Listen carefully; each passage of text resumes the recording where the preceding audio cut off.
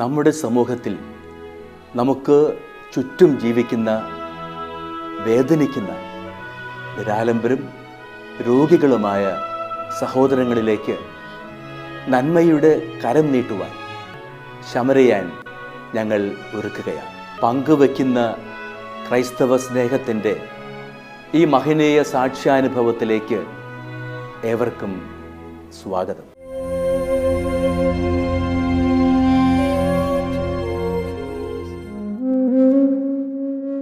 കാരുണ്യത്തിൻ്റെ സഹായഹസ്തവുമായി ശമരിയൻ ഇന്ന് കടന്നു ചെല്ലുന്നത് ശിവൻ ചേട്ടൻ്റെ ഭവനത്തിലേക്കാണ്. എറണാകുളം ജില്ലയിൽ ആലുവ കീഴ്മാട് പഞ്ചായത്തിൽ 4-ാം വാർഡിൽ താമസിക്കുന്ന 66 വയസ്സുള്ള ശിവൻ എന്നു പേരായ കുടുംബനാഥൻ. ഒരു കാലത്ത് കഠിനാധ്വാനിയായ നല്ലൊരു മരപ്പണിക്കാരനായിരുന്നു ശിവൻ ചേട്ടൻ. ഭാര്യയും 2 മക്കളും അടങ്ങുന്ന കുടുംബം. കൃത്യസമയത്ത് ജോലികൾ ചെയ്തു തീർക്കുന്ന ഈ മരപ്പണിക്കാരനെ നാട്ടുകാർക്കും വീട്ടുകാർക്കും വലിയ കാര്യമായിരുന്നു. രാപ്പകലില്ലാതെ കുടുംബത്തിനു വേണ്ടി മാത്രം കഷ്ടപ്പെടുന്ന സ്നേഹനിധിയായ ഒരു കുടുംബനാഥൻ.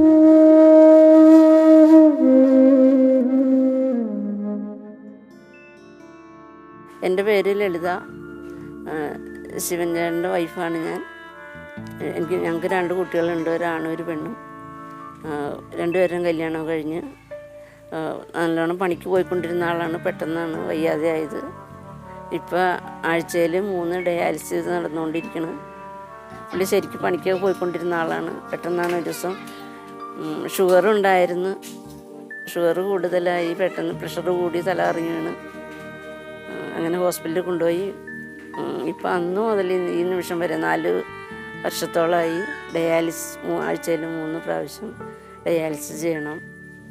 ഇതുവരെയുള്ള ചികിത്സ നാട്ടുകാരും ബന്ധുക്കളും സ്വന്തക്കാരും എല്ലാവരും ഒത്തിരി സഹായങ്ങൾ ചെയ്ത് അത് മുതൽ ഇതുവരെ അങ്ങനെ പോയി. ഇപ്പോൾ സാമ്പത്തികമായിട്ട് വളരെയേറെ ബുദ്ധിമുട്ടിലാണ്. ഡയാലിസിസ് ചെയ്യുമ്പോൾ ചിലപ്പോൾ BP കുറയാനും കൂടാനും സാധ്യതയുണ്ട്. അപ്പോൾ ആളെപ്പോഴും കൂടെ വേണമെന്നാണ് ഡോക്ടർ പറയാറ്. അപ്പോൾ എപ്പോഴും ഞാൻ പോകാറുണ്ട് കൂടെ. മരുന്ന് 12 ഗുളിക വീതം 3 നേരം കഴിക്കണം.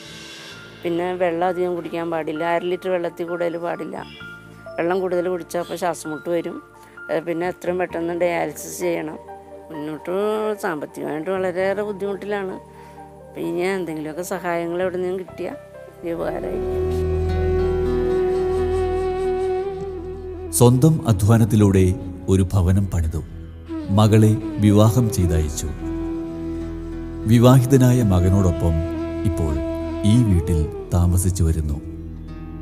1.5 വർഷങ്ങൾക്ക് മുൻപ് ഷുഗർ ടെസ്റ്റിനു വേണ്ടി ഹോസ്പിറ്റലിൽ ചെല്ലുമ്പോഴാണ് ക്രിയാറ്റിൻ ലെവൽ അമിതമായി കൂടിയിരിക്കുന്നത് അറിയുന്നത്.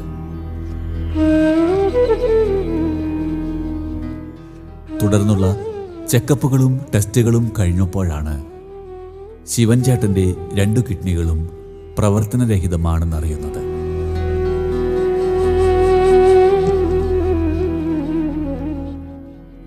ശാരീരിക രോഗാവസ്ഥ കൂടിക്കൂടി വന്നപ്പോൾ കുടുംബം പോറ്റാനുള്ള മരപ്പണിക്ക് പോകാൻ കഴിയാതെയായി.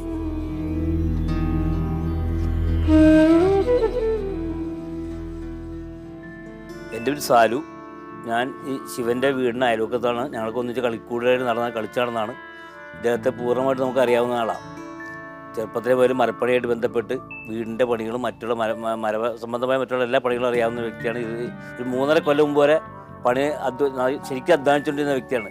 പെട്ടെന്ന് സുപ്രഭാതത്തിൽ ഒരു സുഖമില്ലാതെ ഇവിടെ അടുത്ത രാജഗിരി ഹോസ്പിറ്റലിൽ കൊണ്ട് കാണിക്കുകയും അവർ നോക്കിയപ്പോൾ ഈ കിഡ്നി സംബന്ധമായ കംപ്ലയിൻ്റ് ആയതുകൊണ്ട് ഡയാലിസിസ് നിർദ്ദേശിക്കുകയും ചെയ്തു. ആദ്യം ആഴ്ചയിൽ 2 ഡയാലിസിസ് ആയിരുന്നു പറഞ്ഞിരുന്നത്. പിന്നെ അത് 3 ആയി. ഇതിനൊക്കെ ചിലവുകളാണെങ്കിൽ ഒന്നുമില്ല. അദ്ദേഹം മാത്രമേ വീട്ടിലേക്ക് ഒരു വരുമാന മാർഗമായിട്ടുള്ളൂ. അത് അദ്ദേഹം സുഖമില്ലാതെ ആ വരുമാനം നനച്ച് പിന്നെ നാട്ടുകാരെ ഞങ്ങളുടെയൊക്കെ സഹകരണം ചെയ്യാവുന്നൊക്കെ എല്ലാവരും ചെയ്ത് ഇനിയിപ്പോൾ ഒരു രക്ഷയില്ല. ആകെ ബുദ്ധിമുട്ടിലാണ്. ഇപ്പോൾ ഇതും മൊത്തത്തിൽ പുള്ളി കടത്തിൽ മുങ്ങിയേക്കാണ്. ഇതും പിന്നെ അസുഖത്തിൻ്റെ ട്രീറ്റ്മെൻറ്റ് ഒക്കെ കൂടി വീട്ടിലെ ചെലവ് എല്ലാം കൂടി വളരെ പരിതാപകരമായ അവസ്ഥയാണ്. അതുകൊണ്ട് നിങ്ങളെ കൊണ്ടാവുന്ന സഹായങ്ങൾ എല്ലാവരും ചെയ്താൽ വളരെ ഉപകാരമായിരിക്കും. നമുക്ക് ആഗോള ഇത് ദാനം ചെയ്യാന്നുള്ളതാണ് ഏറ്റവും വലിയ നന്മ. അത് നിങ്ങൾക്ക് ചെയ്താൽ നന്നായിരിക്കുമെന്ന് ഞാൻ പറയണം. അദ്ദേഹം ഞാൻ നേരത്തെ പറഞ്ഞ ഞങ്ങൾ ഒന്നിച്ച് കളിച്ച് കിടന്ന ആളാണ്. പക്ഷേ ചെറുപ്പത്തിലെ ഒരു മരപ്പണിയിലേക്ക് അതിൻ്റെ അധ്വാനമായിരുന്നു. എപ്പോഴും ഒരു ലീവൊന്നുമില്ല, ജോലിക്ക് പോയിട്ടുള്ളതാണ്. പിന്നെ പെട്ടെന്ന് ഇങ്ങനെ സംഭവിച്ച ലെവലിൽ ഒന്നും ചെയ്യാൻ പറ്റാത്ത അവസ്ഥ, ജോലി എടുക്കാൻ പറ്റൂല, ഒന്നിനും പറ്റൂല. ഇപ്പോൾ അദ്ദേഹത്തിന് ആഴ്ചയിൽ 3 ഡയാലിസിസ് ചെയ്യുമ്പോൾ തന്നെ അറിയാവുന്നവർക്ക് അറിയാവുന്നതാണ്. അതിൻ്റെ ബുദ്ധിമുട്ടും ക്ഷീണവും എല്ലാം അറിയാവുന്നതാണ്. പിന്നെ എല്ലാവരും നല്ലൊരു വ്യക്തിയാണ്. എല്ലാവരും കുറച്ച് നാൾ സാമൂഹ്യ പ്രവർത്തനമൊക്കെ നടന്ന ആളാണ്. എല്ലാവരും നല്ല മാത്രം ചെയ്തിട്ടൊരു ആളാണ്. അത് വ്യക്തമായിട്ട് നമുക്ക് അറിയാവുന്നതാണ്.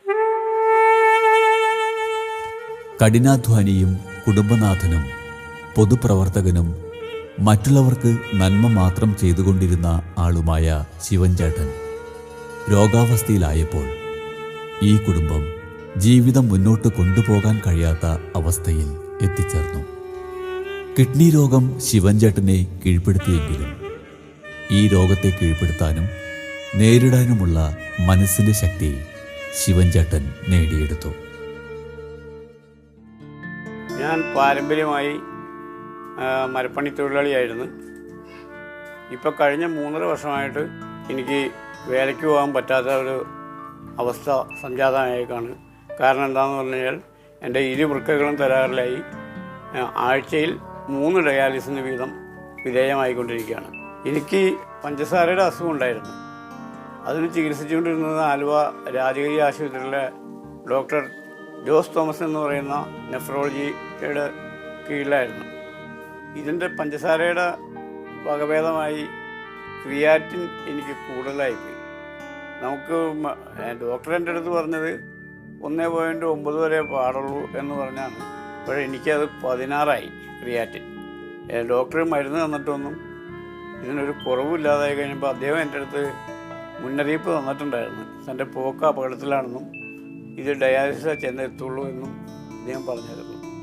അദ്ദേഹം അത് പറഞ്ഞ് 2 ആഴ്ച കഴിഞ്ഞ് കഴിഞ്ഞപ്പോൾ പെട്ടെന്ന് എനിക്ക് തലകറക്കവും ഒരു ഓർമ്മക്കുറവൊക്കെ ആയി വീട്ടിൽ വീണ് ഇവിടുന്ന് ആംബുലൻസിലാണ് എന്നെ രാജഗിരി കൊണ്ടുപോയത്. ഭാര്യ ലളിതയുടെ സ്നേഹപരിചരണം ഇപ്പോഴും കരുത്തു നൽകുന്നു. സ്വന്തം തൊഴിലിന് പോകാൻ സാധിക്കാതെ വന്നപ്പോൾ ചികിത്സാ ചിലവിനായി നാട്ടുകാരും സുഹൃത്തുക്കളും ബന്ധുക്കളും സഹായവുമായി വന്നു.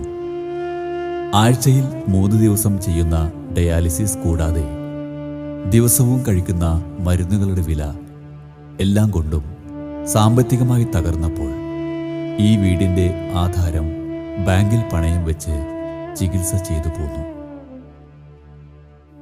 ഞാൻ ഈ അസുഖം തലയിറങ്ങി വീഴുന്ന അന്ന് പകൽ വരെ ഞാൻ എൻ്റെ പരമ്പരാഗത തൊഴിലിന് പോയിക്കൊണ്ടിരുന്നതാണ്.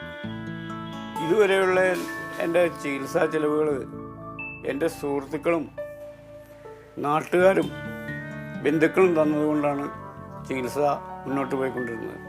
ഇനി എനിക്ക് സാമ്പത്തികമായി ഒരു പിടിച്ചു നിൽപ്പില്ലാത്തതുകൊണ്ടാണ് ഞാൻ സഹായ സഹകരണം അഭ്യർത്ഥിക്കുന്നത്.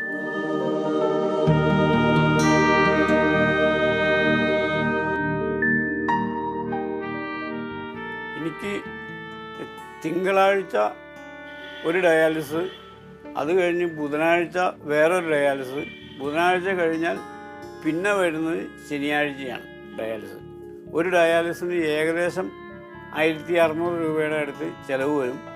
അതിപ്പോൾ ചെയ്യുന്നിടത്തിൽ ചെറിയ സബ്സിഡി റേറ്റിൽ ചെയ്തു വരുന്നതുകൊണ്ട് ഒരു 1300 രൂപയുടെ അടുത്താണ് വരുന്നുള്ളൂ. ഇവിടുന്ന് പോകുന്നത് ഓട്ടോറിക്ഷയ്ക്കാണ് പോകുന്നത്. എനിക്ക് മെഡിസിൻ മേടിക്കാൻ ഭയങ്കര ബുദ്ധിമുട്ടാണ്. മെഡിസിന് ഭയങ്കര വിലയാണ്. ഈ ഡയാലിസിസ് തുടങ്ങിക്കഴിഞ്ഞതിന് ശേഷം എനിക്ക് 2 പ്രാവശ്യം ഹാർട്ടിൻ്റെ പ്രശ്നമുണ്ടായി. 2 പ്രാവശ്യം ആൻജിയോപ്ലാസ്റ്റി ചെയ്തിട്ടുണ്ട്. അത് എറണാകുളം ലിസി ആശുപത്രിയിലായിരുന്നു.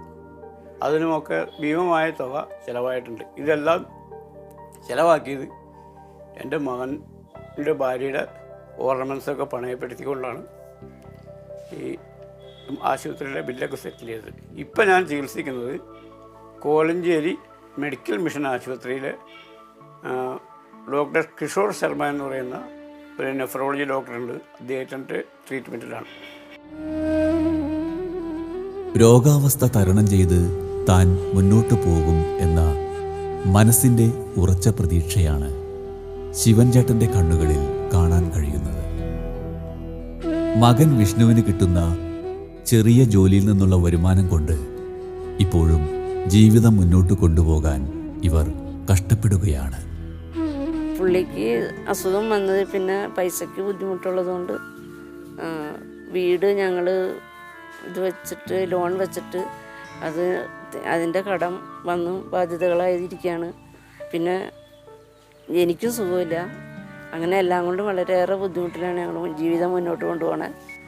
ചേട്ടന് ഇതുവരെ ചെയ്തത് നാട്ടുകാരും വീട്ടുകാരും ബന്ധുക്കളും ഒക്കെ സഹായം കൊണ്ടാണ് ഞങ്ങൾ ഇതുവരെ മുന്നോട്ട് പോയിക്കൊണ്ടിരുന്നത്.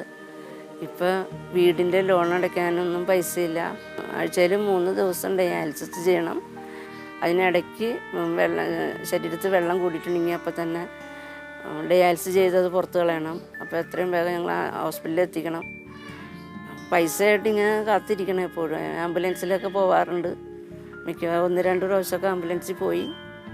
പിന്നെ ഇതുവരെ ഒക്കെ നാട്ടുകാരും ബന്ധുക്കളൊക്കെ സഹായം കൊണ്ടുപോയി. ഇനി വളരെയേറെ ബുദ്ധിമുട്ടാണ് ജീവിതത്തിന്.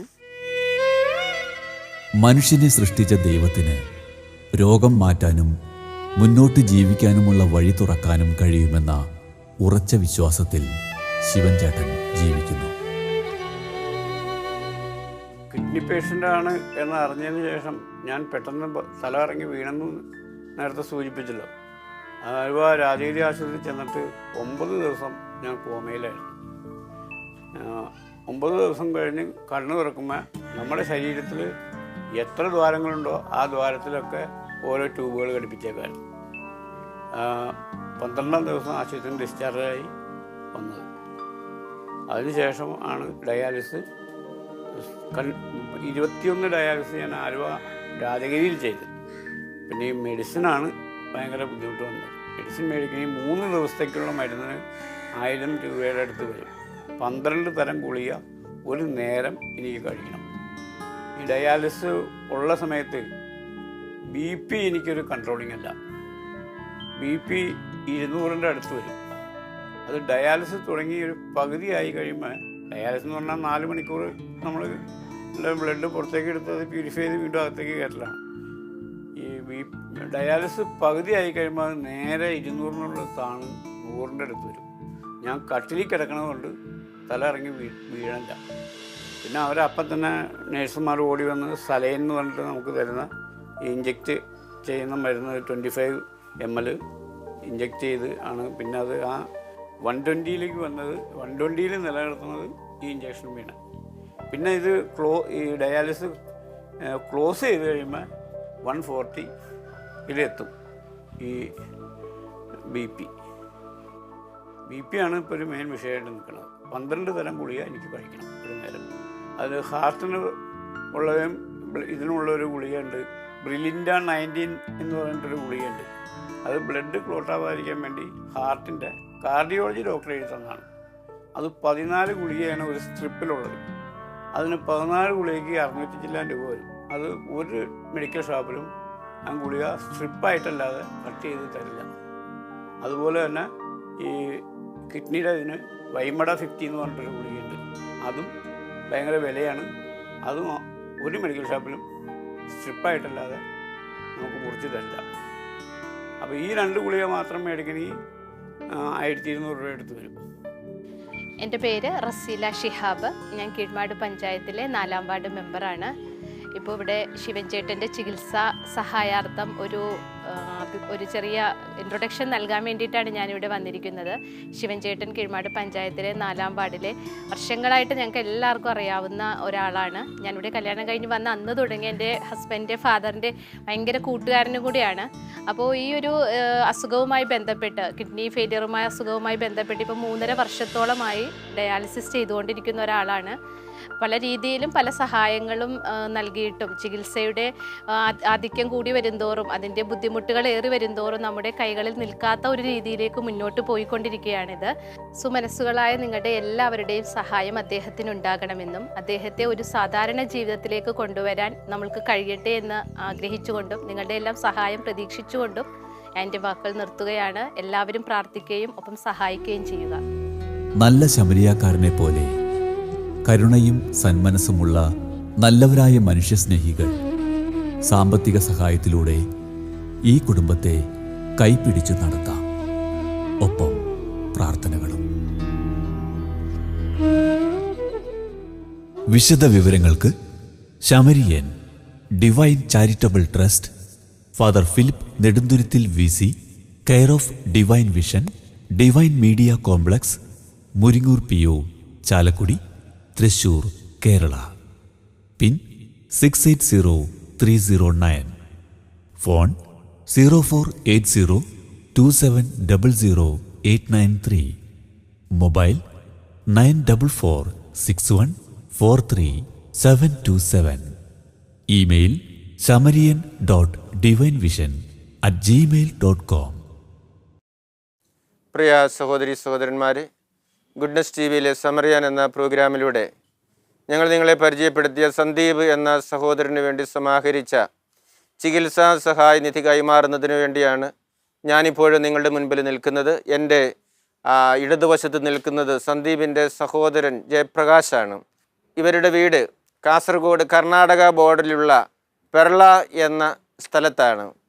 ഈ സന്ദീപിന് 2 സഹോദരന്മാരും മാതാപിതാക്കളുമാണുള്ളത്. അതിലൊരു സഹോദരൻ കൂലിവേലയ്ക്ക് പോയി കൊണ്ടുവരുന്ന പണം കൊണ്ടാണ് ആ കുടുംബം കഴിയുന്നതും ഈ സന്ദീപിൻ്റെ ചികിത്സാ ചെലവുകൾ വഹിക്കുന്നതും. സന്ദീപ് 30 വയസ്സുള്ള ഒരു ചെറുപ്പക്കാരനാണ്. വർഷങ്ങളായിട്ട് കിഡ്നി രോഗമാണ്. ആഴ്ചയിൽ 3 പ്രാവശ്യം ഡയാലിസിസ് ചെയ്യണം. കാസർഗോഡുള്ള ഒരു ആശുപത്രിയിലാണ് ചെയ്യുന്നത്. ഒറ്റ പ്രാവശ്യത്തെ ഡയാലിസിസിന് 1500ഓളം രൂപ ചിലവാകുന്നുമുണ്ട്. അതുകൂടാതെ മറ്റ് മരുന്നുകളുമൊക്കെ അദ്ദേഹത്തിന് വേണ്ടി ചിലവഴിക്കേണ്ടതായിട്ടുണ്ട്. ഈ ഒരു സാഹചര്യത്തിലാണ് ഗുഡ്നസ് TV ഈ സന്ദീപിനെ അറിയാനും TV-യിലൂടെ അദ്ദേഹത്തിൻ്റെ അവസ്ഥ വിവരിക്കുവാനുമായിട്ട് ഇടയായത്. ഈ വാർത്ത കണ്ടപ്പോൾ നല്ലവരായ ഗുഡ്നസ് TV-യുടെ പ്രേക്ഷകർ വളരെ ആത്മാർത്ഥമായിട്ടും നിർലോഭമായിട്ടും സഹകരിച്ചു. അതിൻ്റെ ഫലമായിട്ടാണ് 2,10,10,000 രൂപ സമാഹരിക്കുവാനും ഇപ്പോൾ കൊടുക്കുവാനും സാധിക്കുന്നത്. ഈ അവസരത്തിൽ നിങ്ങളുടെ എല്ലാവരുടെയും പേരിൽ ഈ സന്ദീപിന് വേണ്ടി സമാഹരിച്ച ചികിത്സാ സഹായ നിധി ഇപ്പോൾ ഞാൻ അദ്ദേഹത്തിൻ്റെ സുഹൃത്തും അവരുടെ വീട്ടിൽ നിന്നും വന്ന ജയപ്രകാശിന് എല്ലാവരുടെയും പേരിൽ ഞാൻ ഏൽപ്പിക്കുകയാണ്.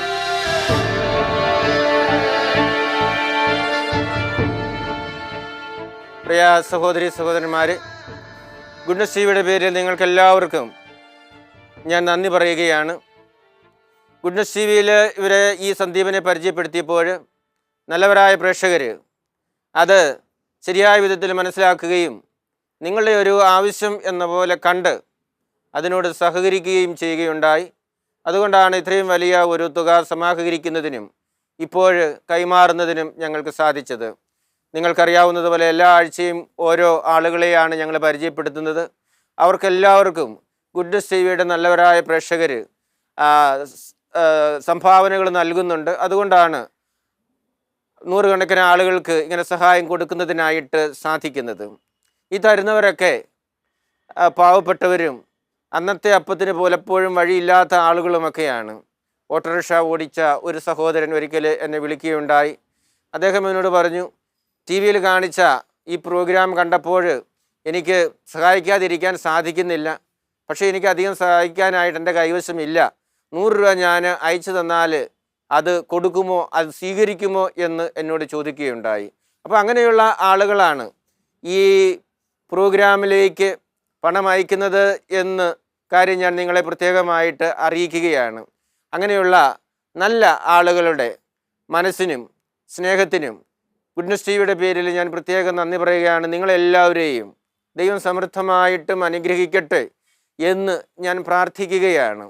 നിങ്ങൾക്ക് ആയുസ്സും ആരോഗ്യവും ദൈവം കൂടുതലായിട്ട് നൽകട്ടെ. നിങ്ങളുടെ പ്രവർത്തനങ്ങളിൽ വിജയം നൽകി ദൈവം നിങ്ങളെ അനുഗ്രഹിക്കട്ടെ.